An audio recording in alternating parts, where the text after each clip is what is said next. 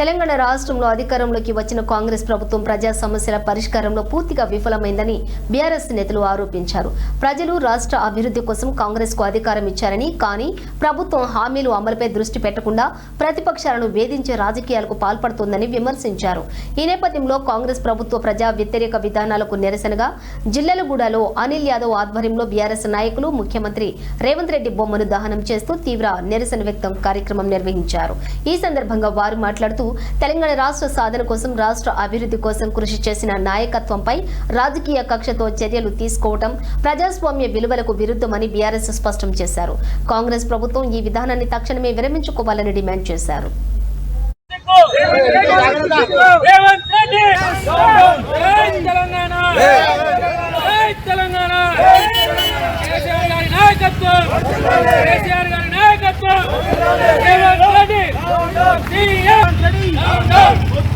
Telangana CM ఇంతకు ముందు కూడా కక్ష చర్యలో భాగంగా మరి సింగరేణి బొగ్గు గనుల స్కామ్ ని పక్కతో పట్టియాలని చెప్పి మరి కేటీఆర్ గారిని, హరీష్ రావు గారిని, సంతోష్ రావు గారిని, ఈరోజు చూసుకుంటే గౌరవ కేసీఆర్ గారిని కూడా మరి విచారించి ప్రజలందరినీ కూడా పక్కతో పట్టించి మరి వాళ్ళు చేసుకునే పనులు వాళ్ళు చేసుకొని పోతున్నారు.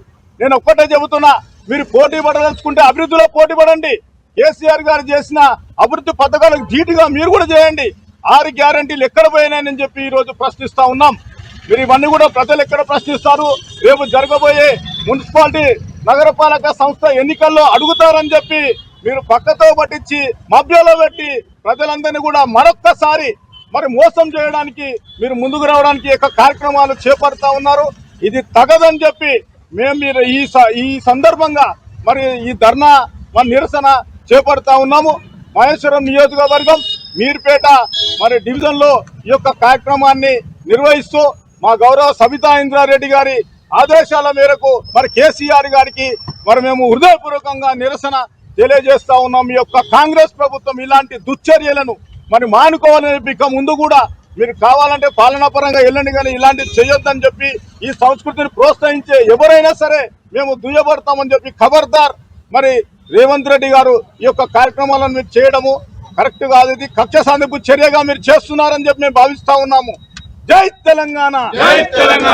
60 ఏళ్ల కాలంలో సహకారం చేసి